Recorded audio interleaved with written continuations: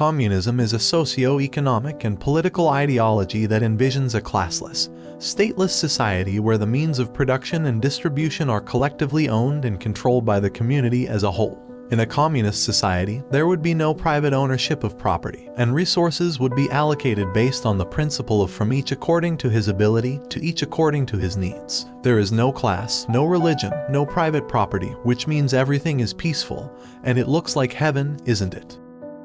While the concept of an ideal communist state is well formulated, the practical application of this pure ideology encounters significant challenges due to the complexities of human nature and real-world dynamics. The history of communism traces back to early philosophical ideas of shared ownership, but modern communism was formulated by Karl Marx and Friedrich Engels in the 19th century, laying the groundwork for a classless society with collective ownership of resources. The Russian Revolution in 1917 led to the establishment of the first communist state, followed by the spread of communism to other countries like China and Cuba. The ideological rivalry between communist and capitalist blocs during the Cold War shaped global politics. The late 20th century saw the collapse of many communist regimes and the decline of communism.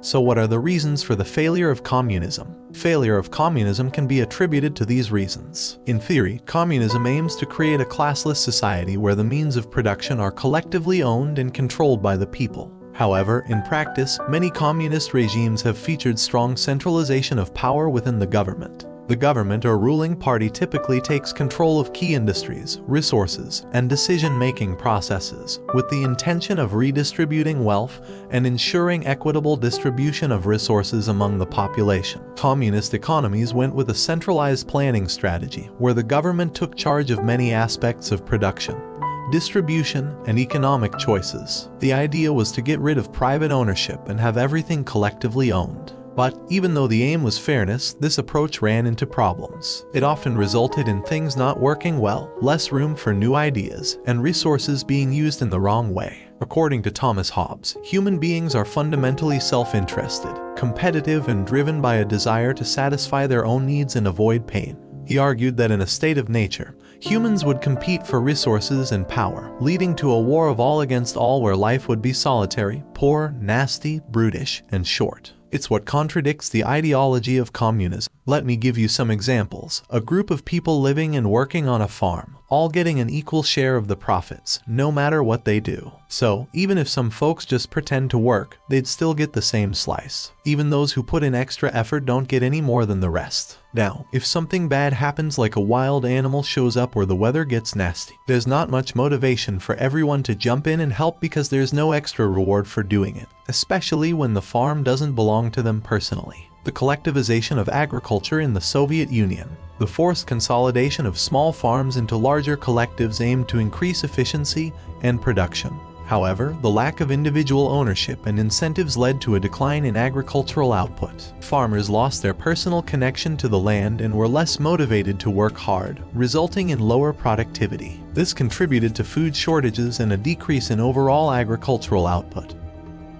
In communism, the idea of shared ownership and equal distribution of resources is intended to decrease inequality, but it can inadvertently create a challenge related to motivation. Without the prospect of personal rewards or recognition, individuals might lose their drive to excel or come up with innovative ideas, potentially causing a decline in productivity and innovation. Furthermore, the absence of a system that acknowledges and celebrates individual achievements might lead to feelings of disappointment and frustration.